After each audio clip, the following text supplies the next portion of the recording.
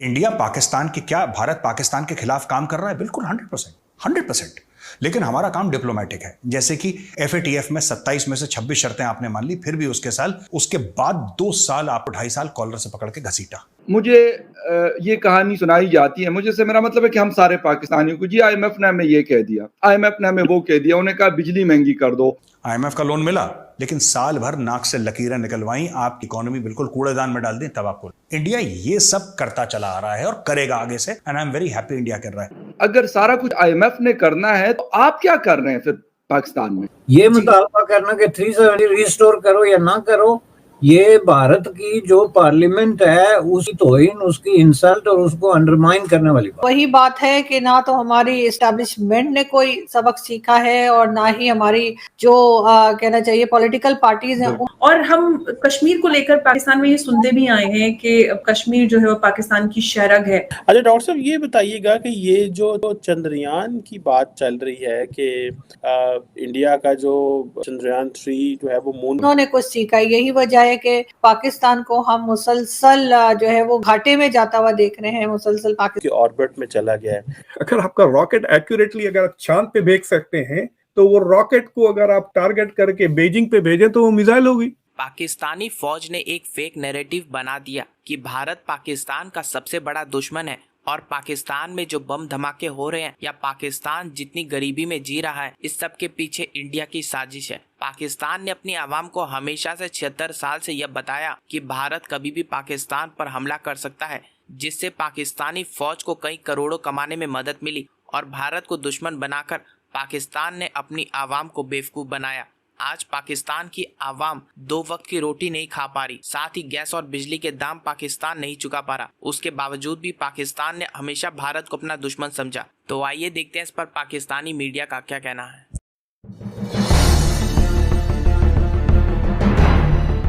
पाकिस्तानी ने कम से कम पाकिस्तान के अंदर, दुनिया तो इनको बिलीव नहीं करती, पता है झूठे लोग हैं ये लोग, मक्कार किस्म के लोग हैं ना, इनको कोई बिलीव नहीं करता, लेकिन पाकिस्तान के अंदर एक नैरेटिव इन्होंने बना दिया है अपना मीडिया यूज करके। अपने बिके हुए 2-2 कौड़ी के जिनके एंकर हैं वो सब पैसा वैसा लेते हैं एसपीआर से, सबको ये बोल दिया कि साहब जो टीटीपी है ना, टीटीपी ये सपोर्ट करती है, ये it is supported by India, India fund करता है। तो कुछ 1-2 अकलमंद एंकर थे इसमें से निकल, जिन्होंने बोला कि साहब तो इंडिया निकल गया अफगानिस्तान, अब कौन सपोर्ट कर रहा है इनको, अब तो हमें 10 गुना ज्यादा मार पड़ रही है पहले से। कर नहीं, तुम गद्दार हो, तुम मोहिबुल वतन नहीं हो, तुम्हारा हम सर्टिफिकेट फाड़ते हैं, ठीक है, तो उनका सर्टिफिकेट फाड़ दिया। खैर, नाउ आपने एक नैरेटिव बनाया, आपसे मेरी मुराद Pakistani deep state, ISI, Pakistani फौज, एक आपने नैरेटिव बनाया है कि साहब ये जो पूरा ड्रामा चल रहा है ना यहाँ पे, ये इंडिया कर रहा है। यू नो इंडिया को क्या फायदा हो? टीटीपी का नाम लगाने का मतलब क्या है? क्योंकि अपने लोगों को जो लाहौरी हैं, अनपढ़ लाहौरियों को एक चूरन खिलाना था, आपने खिला दिया लाहौरी चूरन, आपने उनको बोल दिया साहब यही स्टोरी है इनकी, ये इंडिया कर रहा है, इंडिया कर रहा है, इंडिया।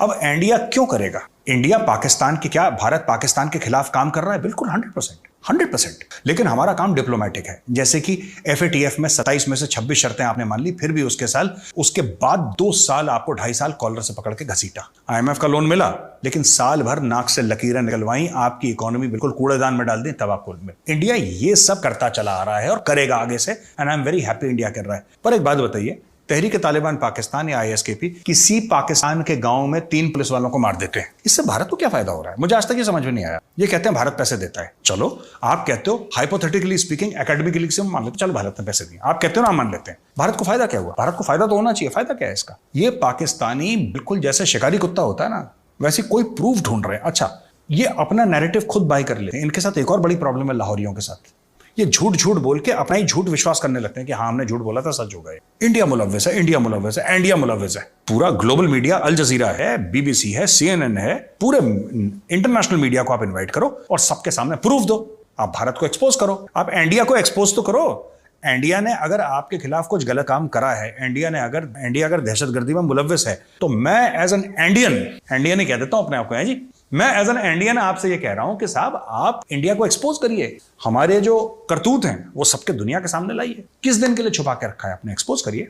अब यकीन करें कि 11 बजे रात के गैस बंद हो जाती है इस्लामाबाद जैसे शहर में, इलेक्ट्रिसिटी की लोड शेडिंग नहीं है। इस्लामाबाद में नहीं है, बाकी पूरे पाकिस्तान में दबा के आप कराची चले जाएं, आप लाहौर चले जाएं, हमारा खैबर पख्तूनख्वा और बलूचिस्तान तो खैर उसकी तो बात ही हम नहीं करते, वो तो बस ठीक है, वो कहते हैं यहाँ इंसान कोई रहता नहीं है, वहां 10 घंटे बिजली बंद हो गई, 20 घंटे हो गई, किसी को क्या फर्क पड़ता है उनकी बला से। लेकिन ये बहाना मारना कि अमेरिका को ये हो गया वो हो गया, वैसे तो अपनी ये बातें मनवा लेते हैं उनसे, क्या हमें ये आर्मी चीफ लगवाना है तो ये अमेरिका ने दिया तो हमने करवा दिया, हमने ये एक्सटेंशन करवा दी, नहीं कर, वैसे तो ये बड़ी बातें करते हैं उनके साथ। हमें ये बड़ा अच्छा लगता है कि हम इधर मांग रहे हैं उधर मांग रहे हैं, वो हमको कहते हैं यार बस मुश्किल है, बर्दाश्त कर लो। जिस तरह बिलावल साहब का भी ताजा बयान है कि अगले 10 महीने बड़े मुश्किल है। सर आपके लिए नहीं मुश्किल, ये आम पाकिस्तानी के लिए मुश्किल है। क्या जो लास्ट 10 मंथ्स गुजरे वो बड़े आसान, वो बड़े अयाशियों वाले गुजारे हैं लोगों ने, कि आप कहें कि अगले 10 महीने बड़े मुश्किल।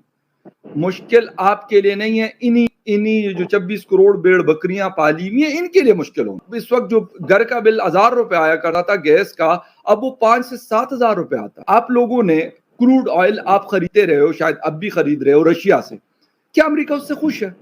मैं क्या कहूं कि अमेरिका ने कहा शाबाश नरेंद्र मोदी साहब बहुत अच्छा आप कर रहे हैं, जयशंकर साहब आप बहुत अच्छा कर रहे हैं कि आप रशिया से क्रूड ऑयल खरीद, लेकिन उनको पता था कि यहाँ पे हम इनको नहीं रोक सकते। अच्छा डॉक्टर साहब ये बताइएगा कि ये जो चंद्रयान की बात चल रही है कि इंडिया का जो चंद्रयान 3 जो है वो मून के ऑर्बिट में चला गया है। 2019 में भी इंडिया ने कोशिश की, अभी फिर जो है वो कर रहे हैं।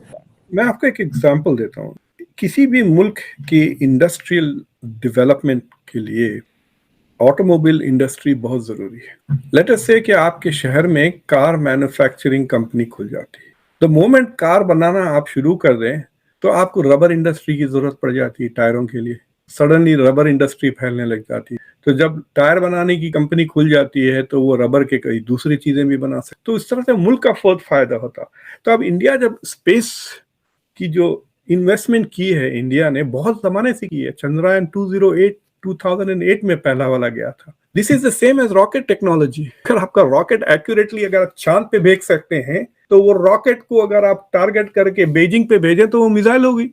रॉकेट के नोक पे बम लगा दें सीधा, वो that's a missile. When you perfect this technology, targeting, उसको जीपीएस से गाइड करना, so it contributes to basically defence manufacturing और मैन्युफैक्चरिंग एक्यूरेसी टेक्नोलॉजी, उसमें बहुत प्रोग्रेस। दूसरी चीज ये है कि India is doing it on a very cheap, मतलब बहुत सस्ता है। $75 मिलियन का है बस वो।